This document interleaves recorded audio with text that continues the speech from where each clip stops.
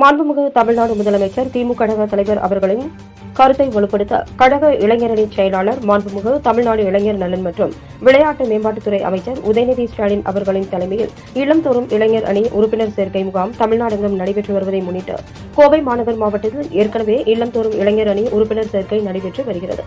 திங்கட்கிழமை காலை பீளமேடு பகுதி 2 வார்டு எண் 28 ஆவராம்பாளையம் தெற்கு வீதி பட்டாளம்மன் கோவில் வீதி பகுதிகளில் கோவை மாநகர் மாவட்ட திமுக செயலாளரும் முன்னாள் சட்டமன்ற உறுப்பினருமான நா. கார்த்திக் அவர்கள் கோவை மாநகர் மாவட்ட இளைஞர் அணி சார்பில் கோவை மாநகர் மாவட்ட இளைஞர் அணி அமைப்பாளர் ரா. தனபால் மேற்பார்வையில் பீளமேடு பகுதி 2 செயலாளர் மா. நாகராஜ் தலைமையில் 28வது வட்டக்கழக செயலாளர் ப. மோகன்ராஜ் முன்னிலையில் இல்லம்தோறும் இளைஞர் அணி உறுப்பினர் சேர்க்கை முகாம் நடைபெற்றது.